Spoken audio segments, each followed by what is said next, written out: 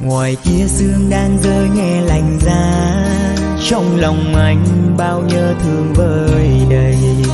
Màn đêm như khuất lấp giữa bóng tối, vây quanh riêng mình anh biết thương một người.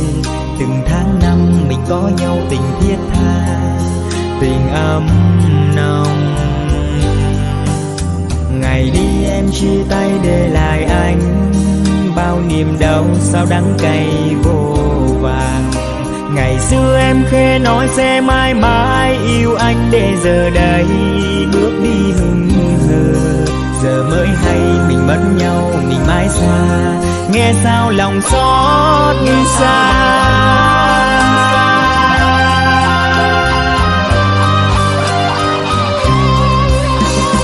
Một lần được có em trong đời, một lần để bớt em muôn đời. Vỡ nát trong anh bao giấc mơ, yêu người thật nhiều mà sao người gian dối. Em mang trái tim anh về đâu, ngồi buồn lại nhớ bao kỷ niệm. Từng giọt sầu rớt trên môi mềm, ký ức bên em không thể quên.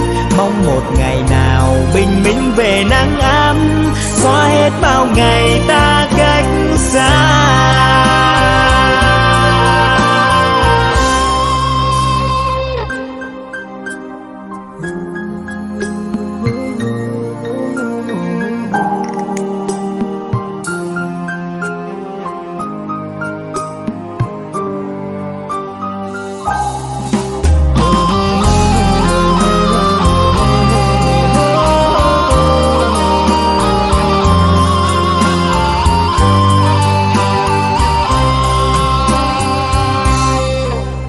Ngoài kia sương đang rơi nghe lạnh giá, trong lòng anh bao nhớ thương vơi đầy.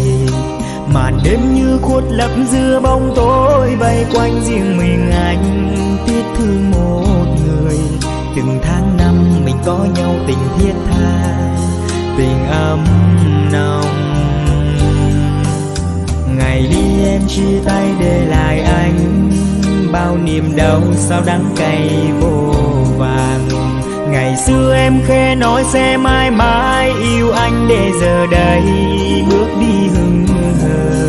Giờ mới hay mình mất nhau mình mãi xa, nghe sao lòng xót như xa.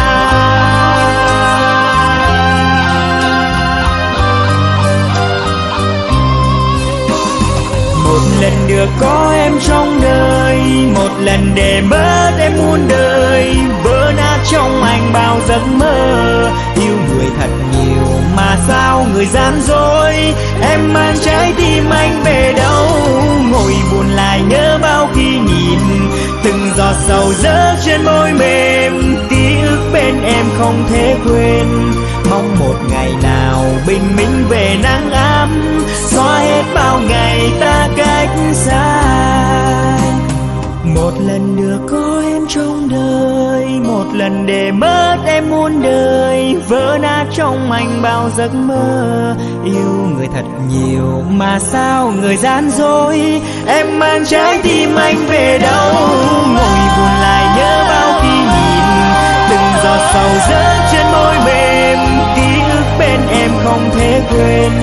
Mong một ngày nào bình minh về nắng ấm, xóa hết bao ngày ta cách xa.